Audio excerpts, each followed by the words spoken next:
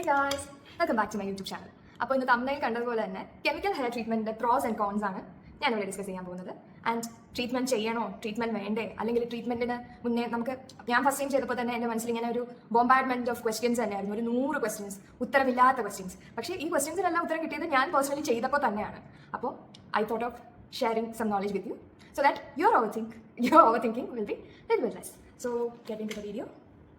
അപ്പോൾ ഞാൻ എൻ്റെ അടുത്ത് കുറച്ച് പേര് ചോദിച്ച് ഇതിനനുസരിച്ച് എനിക്ക് കുറച്ച് റെലവൻ്റ് ആയിട്ട് ക്വസ്റ്റ്യൻസ് തോന്നിയിട്ടുണ്ട്. ആ ക്വസ്റ്റ്യൻസൊക്കെ നിങ്ങൾക്കും മനസ്സിൽ കാണുമെന്ന് ഞാൻ വിശ്വസിക്കുന്നു.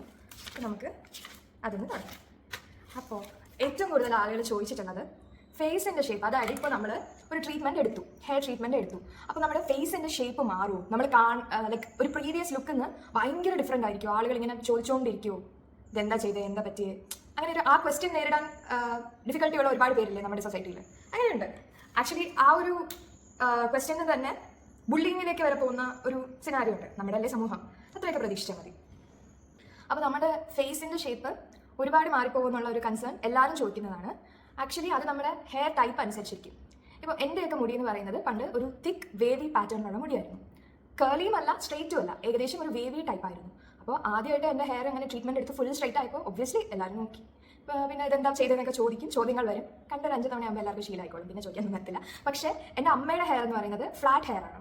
അപ്പം എന്ന് വെച്ചാൽ ഭയങ്കര സ്ട്രെയിറ്റ് അല്ല, പക്ഷേ എന്നാലൊരു സ്ട്രെയിറ്റ് ടെക്സ്ചറുള്ള ഹെയർ ആണ്. അപ്പോൾ അങ്ങനത്തെ ഹെയറിലൊക്കെ ചെയ്യുമ്പോൾ വലിയ സിഗ്നിഫിക്കൻ്റ് ആയിട്ട് തോന്നത്തില്ല. ആൻഡ് ഓൾസോ നല്ല കേളി ഹെയർ ഉണ്ടെങ്കിൽ അത് സിഗ്നിഫിക്കൻ്റ് ആയിട്ട് അറിയാം. ഇപ്പോൾ നമ്മൾ അതായത് ഇപ്പോൾ കേളി ഹെയർ ഉള്ളവരാണെങ്കിൽ ഇപ്പോൾ നമ്മുടെ പേർലി ബാണി തന്നെ പുള്ളിക്കാരിയുടെ സിഗ്നേച്ചർ തന്നെ ആ ഒരു കേളി ഹെയറും നല്ല കേൾസും അല്ലേ. അപ്പോൾ അവർ ഒരു ഫംഗ്ഷന് വേണ്ടി അത് സ്റ്റൈൽ ചെയ്തിട്ട് വന്നാൽ ഒബ്വിയസ്ലി നമ്മൾ നോട്ടീസ് ചെയ്യത്തില്ലേ, കാരണം പുള്ളിക്കാരിയുടെ ഒരു ഹോൾമാർക്ക് എന്ന് പറയുന്നത് തന്നെ അതല്ലേ. അപ്പോൾ അങ്ങനെയൊക്കെ നോട്ടീസ് ചെയ്യും. പക്ഷേ trust me, if you want something അതിലേക്ക് ഫോക്കസ് ചെയ്യുക. ഇപ്പോൾ ഞാൻ വീഡിയോ ചെയ്യുന്നത് തന്നെ കോൺസ് ഉണ്ടെങ്കിൽ അല്ലെങ്കിൽ എന്തെങ്കിലും ബാഡ് എഫക്റ്റ് ഉണ്ടെങ്കിൽ ഞാൻ പറയും. പക്ഷേ എന്നാലും നമുക്ക് ഇത് ഹെയർ ട്രീറ്റ്മെൻറ്റ് വേണം എന്നുള്ളവരായിരിക്കുമല്ലോ ഈ വീഡിയോസ് കാണുന്നത്. അപ്പോൾ ഞാൻ കൂടുതൽ നല്ല വശങ്ങളിൽ ഫോക്കസ് ചെയ്യാൻ നോക്കാം. ഓക്കെ, എന്തായാലും ജെന്യുവൻ ആയിട്ട് കാര്യങ്ങൾ പറയത്തുള്ളൂ, കാരണം എനിക്ക് നല്ല എക്സ്പീരിയൻസ് ഉണ്ട് ഈ ഹെയർ ട്രീറ്റ്മെൻറ്റിലൊക്കെ. എൻ്റെ ഒരു ട്രാൻസ്ഫർമേഷൻ എന്ന് തന്നെ പറയാം. ഓക്കെ, അപ്പോൾ ഫേസിൻ്റെ ഷേപ്പ് മാറും എന്നുള്ള ക്വസ്റ്റ്യൻ അറിയാമല്ലോ, അത് ഞാൻ ക്ലിയർ ആക്കിയെന്ന് തോന്നുന്നു. പിന്നെ സെക്കൻഡ് ക്വസ്റ്റ്യൻ, ഈ പെർമനന്റ് ആണോ? ഇപ്പം നമ്മൾ ഇപ്പം ഹെയർ ട്രീറ്റ്മെന്റ് എന്താ ചെയ്തത്, ഞാൻ പെർമനന്റ് സ്മൂത്തനിങ് ചെയ്തത് അല്ലെങ്കിൽ പെർമനന്റ് സ്ട്രെയിറ്റനിങ്. അപ്പോൾ പെർമനന്റ് ട്രീറ്റ്മെന്റ് എടുത്തു. അപ്പോൾ ഇതിനെക്കുറിച്ച് ഒന്നും അറിയാത്തവരുടെ ഒരു രീതിയിലാണ് ഞാൻ പറയുന്നത്. ചിലരൊക്കെ എടുത്തിട്ടുണ്ടായിരിക്കും, അവർക്കൊക്കെ ഇതിനെക്കുറിച്ച് നോളജ് കാണും. പക്ഷേ പെർമനന്റ് എന്ന് പറയുന്നത് എന്താ, നമ്മുടെ റൂട്ടിൽ, അതായത് ഈ പോർഷനിൽ നിന്നാണ് മുടി വളർന്നു വരുന്നത്. മുടി ഇവിടെ നിന്നല്ല വളരുന്നത്. I hope every one knows, പക്ഷേ എനിക്ക് അറിയില്ല എന്നുണ്ടാക്കി, അതുകൊണ്ട് ഞാനൊന്ന് ക്ലിയർ ആക്കിയതേ ഉള്ളൂ. അപ്പോൾ ഈ പെർമനൻസ് എന്ന് പറയുന്നത് നമ്മുടെ റൂട്ടിൽ നിന്ന് അടുത്ത മുടി വളരുന്നത് വരെയുള്ള സമയമാണ്.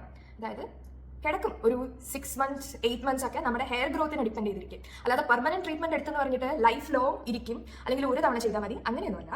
നമ്മുടെ അടുത്ത മുടി വളരുന്നതും ഇത് ഓരോരുത്തരുടെയും ഹെയർ ഗ്രോത്ത് റേറ്റ് അനുസരിച്ചിരിക്കും. ഇപ്പം ചിലരുടെ മുടി നമുക്ക് അറിയത്തില്ലേ, എത്ര വെട്ടിയാലും പെട്ടെന്ന് അങ്ങ് നീളം വയ്ക്കും.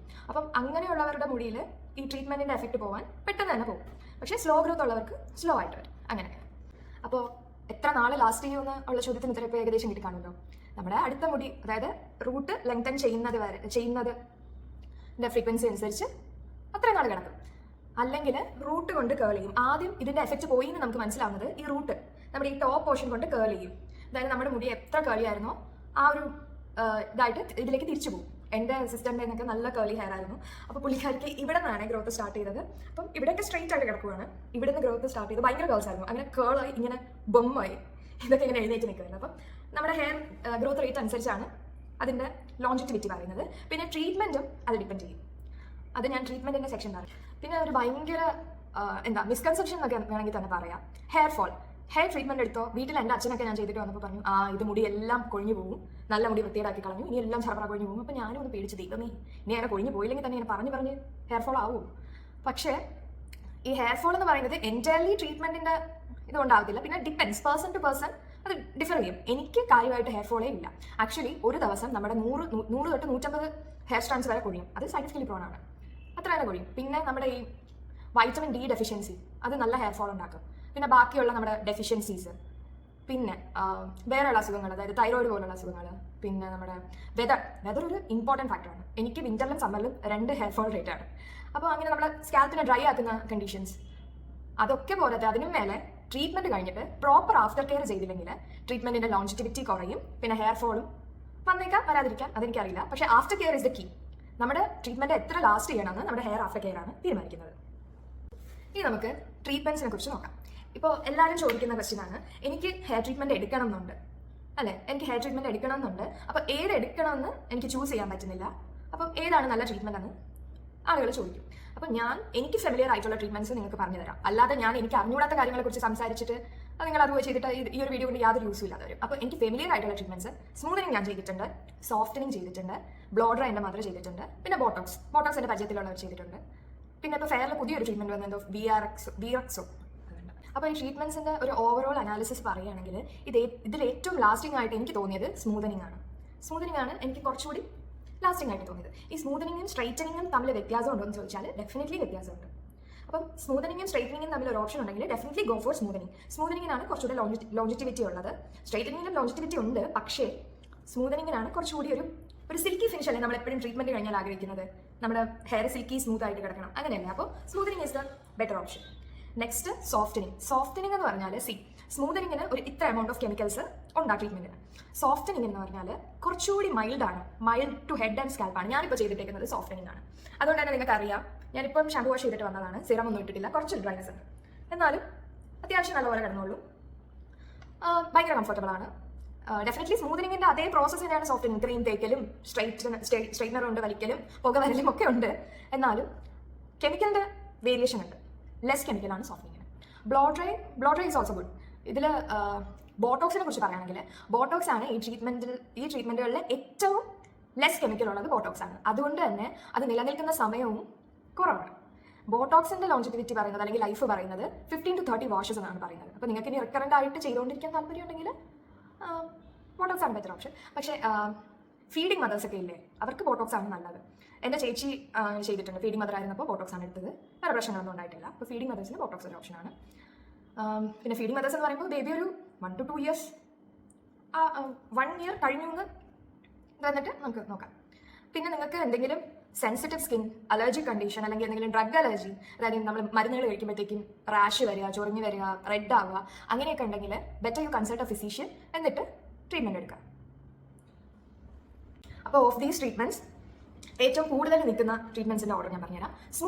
സ്മൂത്തനിങ്ങും ബ്ലോ ഡ്രൈയും കുറച്ച് നല്ലപോലെ നിൽക്കും. പിന്നെ നമ്മുടെ സോഫ്റ്റനിങ് നിൽക്കും. പിന്നെ നമ്മുടെ ബോട്ടോക്സ് നിൽക്കും. പിന്നെ ഈ ട്രീറ്റ്മെൻറ്റിൻ്റെ ലൈഫാണ് ഞാൻ പറഞ്ഞത്. ഇതിനെല്ലാം മേലെ ഓരോരുത്തരുടെ ഹെയർ ടൈപ്പ് ഉണ്ട്. അതായത് ഞാൻ പറഞ്ഞില്ലേ, നമ്മൾ മുടി വളരുന്ന റേറ്റ് അനുസരിച്ചാണ് നമ്മുടെ ട്രീറ്റ്മെൻറ്റ് പോകുന്നത്. അപ്പം ഇപ്പം എൻ്റെ മുടിയൊക്കെ ഓക്കെ ആയിട്ടാണ് വളരുന്നത്, അങ്ങനെ വലിയ ശല്യമൊന്നുമില്ല. അപ്പം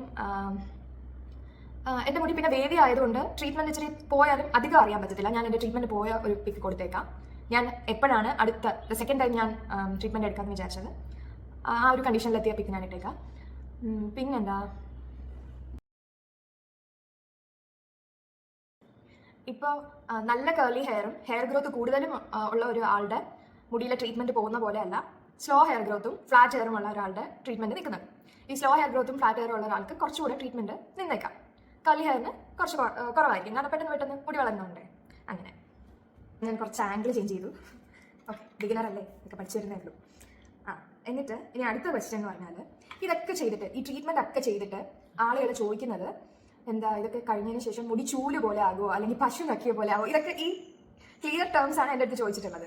മുടി ഇങ്ങനെ ചൂല് പോലെ കിടക്കും, അതായത് എൻസ് ഇങ്ങനെ സ്ട്രൈറ്റ് പോയിന്റി ആയിട്ടാവോ, അല്ലെങ്കിൽ ഇങ്ങനെ പശു നക്കിയ പോലെ ഇൻ ദ സെൻസ് ഫ്ലാറ്റ് ആവും, അങ്ങനെയാണ്. അത്രയ്ക്ക് ഫ്ലാറ്റ് ഒന്നും ആവത്തില്ല. ചെയ്യുന്ന ആളുടെ അടുത്ത് properly if you communicate with the person who's doing the treatment, അവരതനുസരിച്ചേ ചെയ്യുള്ളൂ. പിന്നെ ചൂല് പോലെ ആകുമോ, അത് ആ ഓപ്ഷൻ നമുക്ക് മറന്നേക്കാം. Because I tell you the technique to overcome that problem. നമ്മുടെ ഇപ്പോൾ സ്മൂത്തനിങ് ചെയ്യുമ്പോൾ സീക്കേഴ്സ് ഇട്ട് ചെയ്യുക എന്ന് പറയും. സീക്കേഴ്സ് എന്ന് പറഞ്ഞാൽ സത്യം പറഞ്ഞാൽ ഇറ്റ്സ് എ ലൈഫ് സേവർ, അടിപൊളിയാണ്. നിങ്ങളിത് സ്റ്റൈലും ചെയ്യേണ്ട, ഒന്നും ചെയ്യേണ്ട, ഇങ്ങനെ ബോട്ടം ഇങ്ങനെ സീക്കേഴ്സ് പോലെ കിടക്കും. എൻ്റെ സീക്കേഴ്സ് ഞാൻ വെട്ടി കളഞ്ഞു, അതുകൊണ്ട് ഇനി ഇടാനും പറ്റത്തില്ല. ഞാൻ എൻ്റെ സീക്കേഴ്സ് ഉള്ള പിക്ചേഴ്സ് ഞാൻ ആഡ് ചെയ്തേക്കാം. സീക്കേഴ്സ് ഭയങ്കര രസമാണ്, അത് നിങ്ങൾക്ക് എൻ്റെ പിക്ചേഴ്സ് കാണുമ്പോൾ മനസ്സിലാവും. അതിൽ ഞാൻ സ്റ്റൈലൊന്നും ചെയ്തിട്ടില്ല, ഞാൻ ഇത് കേളൊന്നും ചെയ്തിട്ടില്ല. നാച്ചുറൽ കേൾസ് പോലെ എൻഡിൽ മാത്രം സെറ്റിൽ അപ്പ് ചെയ്ത് കിടന്നോളും സീക്കേഴ്സ് എന്ന് പറയുന്ന ഓപ്ഷൻ. ഈ ട്രീറ്റ്മെന്റ്സ് ഒക്കെ ഞാൻ ചെയ്തത് ട്രിവാൻഡ്രം ഫെയറിൽ നിന്നാണ്. അപ്പോൾ അവർക്കൊക്കെ ഞാൻ ഈ പറയുന്ന ടേംസ് ഫെമിലിയർ ആണ്. ഞാൻ ഇതൊക്കെ അവിടെ പോയി പറയുമ്പോൾ അവർ എനിക്ക് ഇതൊക്കെ ചെയ്തു തരുന്നുണ്ട്. അപ്പോൾ നിങ്ങളിത് പുറത്തെവിടെയെങ്കിലും പോയി പറഞ്ഞാലും അവർക്ക് മനസ്സിലാവും. പ്ലസ് ഒരു റെഫറൻസ് പിക്ക് എന്തെങ്കിലും കാണിച്ചാൽ മതി. ഓക്കെ. ഇനി അടുത്ത ക്വസ്റ്റ്യൻ, ഏജ്. ഏത് ഏജിൽ ഈ ട്രീറ്റ്മെന്റ്സ് എടുക്കാം? ഏജിനെക്കാട്ടിലും ഞാൻ പറയുന്നത് നിങ്ങളുടെ കരിയർ, പ്രൊഫഷൻ ഇതൊക്കെ നോക്കിയിട്ട് ചെയ്താൽ മതി. ബിക്കോസ് ഞാനിത് ആദ്യം ചെയ്യുന്നത് 2019 അപ്പോൾ ഞാൻ കോളേജിൽ ഫസ്റ്റ് ഇയർ കയറിയ സമയമാണ്. ഫസ്റ്റ് ഇയർ കയറുമ്പോഴത്തേക്ക് നമുക്ക് ആ ഒരു ഗ്യാപ്പിലാണ്, അതായത് അലോട്ട്മെൻറ്റും പിന്നെ നമ്മുടെ ആ ഒരു ഗ്യാപ്പിലാണ് ചെയ്തത്. അപ്പോൾ ആ സമയം ഭയങ്കര റഷൊന്നുമില്ലായിരുന്നു. ആക്ച്വലി ഈ ട്രീറ്റ്മെൻറ്റ് കഴിഞ്ഞിട്ട് പിറ്റേ ദിവസം തന്നെ പ്രോട്ടീൻ വാഷ് ഉണ്ട്. അപ്പം ഈ പ്രോട്ടീൻ വാഷിൻ്റെ ഈ ഫസ്റ്റ് സ്ട്രൈറ്റനിങ് പ്രൊസീജിയറൊക്കെ കഴിഞ്ഞിട്ട് മുടി ഉണ്ടല്ലോ ഇങ്ങനെ തന്നെ ഇട്ടേക്കണം. ജസ്റ്റ് ബാൻഡ് ഇടാനോ ക്ലിപ്പ് ഇടാനോ ഒന്നും ചെയ്യാൻ പറ്റത്തില്ല. അന്നത്തെ ദിവസം ഹെയർ വാഷ് ചെയ്യരുത്, തൊടേ ചെയ്യരുത്, വെള്ളം തൊടേ ചെയ്യരുത്. ഇത് സ്ക്രീനൊക്കെ ഇട്ട് അവർ വലിച്ച് സെറ്റ് ആയിട്ട് ബോഡി വാഷ് ചെയ്യണമെങ്കിൽ തന്നെ ഞാൻ ചെയ്യുന്ന ഹാക്ക് എന്ന് പറഞ്ഞാൽ ഒരു ടവലുണ്ട്, ഇങ്ങനെ അവർ ചെയ്യുന്ന പോലെ ഒരു ടവലുകൊണ്ട് ഇങ്ങനെ ജസ്റ്റ് ഒന്ന് റോൾ ചെയ്തിട്ട് ബോഡി വാഷ് ചെയ്ത് ഇറങ്ങും. പ്രോട്ടീൻ വാഷ് കഴിഞ്ഞ് ഒരു ദിവസം കൂടെ ഹെയർ നമ്മൾ ഫ്രീ ആയിട്ട് ഇട്ടിരുന്നാൽ അത്രയും റിസൾട്ട് ലാസ്റ്റ് ചെയ്യും. കാരണം അവർ ഇത്രയും ഒരു 3 മണിക്കൂറത്തെ പ്രൊസീജിയറാണ് കേട്ടോ ഇത്. ഇതിന്റെ ടൈം എന്ന് പറയുന്നത് 3 hours ആണ്, മിനിമം 3 hours ആണ് ചെയ്യുന്നത്. അപ്പോൾ അതിന്റെ അത്രയും എഫക്ട് വേണമെങ്കിൽ അങ്ങനെ ചെയ്തേ പറ്റുള്ളൂ. പിന്നെ ക്ലിപ്പ് ചെയ്യാൻ പാടില്ല, കെട്ടി വെക്കാൻ പാടില്ല. അപ്പോൾ ഇപ്പം നിങ്ങൾ മെഡിക്കൽ ഫീൽഡിലൊക്കെ ആണ്, അല്ലെങ്കിൽ സ്റ്റുഡൻസ് ആണ്, ക്ലിനിക്കിൽ പോസ്റ്റഡ് ആയിട്ടുള്ള സ്റ്റുഡൻസ് ആണ്, നമുക്ക് ഫ്രീ ഹെയർ ഇട്ടിട്ട് പോകാൻ പറ്റത്തില്ലല്ലോ. ഞാനൊക്കെ ട്രീറ്റ്മെന്റ് കഴിഞ്ഞിട്ട് പിറ്റേ ദിവസം തന്നെ കെട്ടി വെച്ചിട്ട് പോവുകയാണ് ചെയ്തത്. പക്ഷേ അങ്ങനെ ചെയ്താലുള്ള പ്രശ്നം എന്ന് പറഞ്ഞാൽ നമ്മൾ ഈ ഹെയറിനെ അവർ അത്രയും ക്രീമൊക്കെ തേച്ച് സ്ട്രെയിറ്റ് ചെയ്ത് വലിച്ച് മാനിപ്പുലേറ്റ് ചെയ്താണ് ആ ഒരു സ്ട്രെയിറ്റ് ടെക്സ്ചർ വരുന്നത്. അപ്പോൾ അതിനെ നമ്മൾ വീണ്ടും മടക്കി കുത്തിയാൽ അവിടെ വെച്ച് ബെൻഡ് വീഴും. എനിക്കിപ്പോൾ ആ പോണിറ്റയിൽ കിട്ടിയിട്ട് അത്യാവശ്യം നല്ല ബെൻഡുകളുണ്ട്. അപ്പോൾ ബി വൈസ്, നിങ്ങൾ എന്താ പ്രൊഫഷനും കാര്യങ്ങളൊക്കെ അനുസരിച്ചിട്ട് ഒരു ബ്രേക്ക് കിട്ടുക. അതായത് ഇപ്പോൾ മെഡിക്കൽ ഫീൽഡിലൊരു ട്രീറ്റ്മെന്റ് ചെയ്യാതെയൊന്നുമില്ലല്ലോ, നമ്മൾ എന്താ ആ ഒരു ബ്രേക്ക്, അതായത് മുടിക്ക് ഒന്ന് സെറ്റിലിൻ ആവാനുള്ളത്, ആ ട്രീറ്റ്മെന്റിന് ഒരു എഫക്റ്റിന് വേണ്ടിയിട്ട് ഒരു 3 days അല്ലെങ്കിൽ മാക്സിമം 2 days ഒരു റിലീഫ് കൊടുക്കുക. എന്നിട്ട് കിട്ടി എന്താ വെച്ചാൽ ചെയ്യാം. എന്തൊക്കെ പറഞ്ഞാലും ഈ ട്രീറ്റ്മെന്റ് എടുക്കാനുള്ള ഒരു ഏജ് ഞാൻ പറയുകയാണെങ്കിൽ ഒരു 19 തൊട്ട് എടുക്കാം, ഇറ്റ്സ് ഓക്കെ. പിന്നെ 18 വരെയൊക്കെ നമ്മുടെ വെർജിൻ ഹെയറിൽ തന്നെ നന്നായിട്ട് നമുക്ക് മെയിൻറ്റെയിൻ ചെയ്ത് തരാമല്ലോ. അപ്പം ഏജ് ഓവർ. പിന്നെ ഇമ്പോർട്ടൻറ്റ് ക്വസ്റ്റ്യൻ, കോസ്റ്റ് ഒക്കെ നമുക്ക് പലയിടത്തും പലതാണ് ചോദിക്കുന്നത്. ഇപ്പോൾ നിങ്ങൾ ടോണിയൻ കയ്യിൽ പോയി ചോദിച്ചാൽ അവർ 10,000 to 15,000 ആണ് പറയുന്നത്. പക്ഷേ ഞാൻ എൻ്റെ എല്ലാ ഹെയർ ട്രീറ്റ്മെൻറ്റ്സും എൻ്റെ ഗോ ടു സലൂൺ എന്ന് പറയുന്നത് ഫെയർ ട്രിവാൻഡ്രമാണ്. ആക്ച്വലി എൻ്റെ എല്ലാ റിലേറ്റീവ്സിനും ഞാൻ സജസ്റ്റ് ചെയ്യുന്നത് ഫെയർ ആണ്. കാരണം അവർ ചെയ്യുന്ന ട്രീറ്റ്മെൻറ്റ് അത്യാവശ്യം ലാസ്റ്റ് ചെയ്യും, budget friendly, super budget friendly ആണ്. നമുക്ക് ഈ ഹെയർ ട്രീറ്റ്മെൻറ്റും പ്ലസ് പ്രോട്ടീൻ വാഷ് ഉണ്ട് പിറ്റേ ദിവസം. അത് ഈ ഹെയർ ട്രീറ്റ്മെൻറ്റിൻ്റെ കൂടെ വരുന്നതാണ്, അല്ലാതെ നമ്മൾ ഈ ഹെയർ ട്രീറ്റ്മെൻറ്റ് ചെയ്തിട്ട് പോകാമെന്നുള്ള ഇതിൽ അത് പറ്റത്തില്ല. പ്രോട്ടീൻ വാഷും കൂടെ വന്നാലേ അതിൻ്റെ ഒരു ഫുൾ കംപ്ലീറ്റ്. അപ്പോൾ എനിക്ക് സോഫ്റ്റനിങ് ചെയ്തപ്പോൾ കുറച്ചുകൂടി കൂടുതലായി, ബിക്കോസ് ലെസ് കെമിക്കൽ അല്ലേ, അപ്പോൾ കുറച്ച് കൂടുതലായി.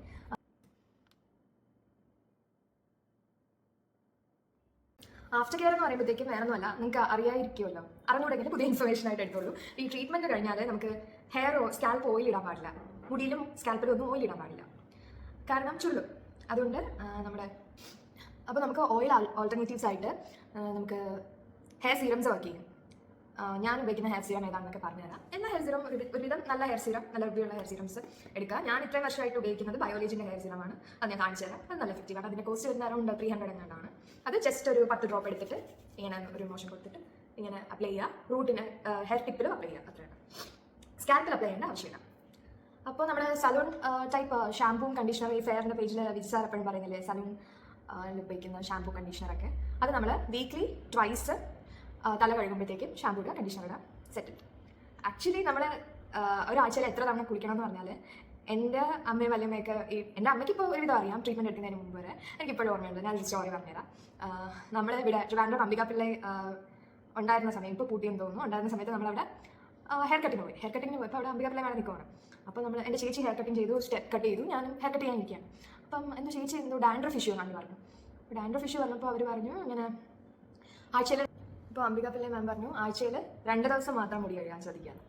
ആഴ്ചയിൽ 2 days മതി നമുക്ക് ഹെയർ വാഷ്, ബാക്കി ബോഡി വാഷ് അങ്ങനെയൊക്കെ ചെയ്യുന്നത് നല്ലതാണ്. പിന്നെ നമുക്ക് ഇങ്ങനെ ചൂട് കാലാവസ്ഥയൊക്കെ വരുമ്പോഴത്തേക്കും തലയിലൊക്കെ ഡേർട്ട് അടിഞ്ഞു കൂടി അങ്ങനെയൊക്കെ ഉണ്ടെങ്കിൽ ജസ്റ്റ് ഓയിലൊന്നും ഇടാതെ പ്ലെയിൻ ആയിട്ട് വെള്ളം കോരി ഒഴിച്ച് അങ്ങനെ കഴുകി കളയുക, അതായിരിക്കും ബെറ്റർ.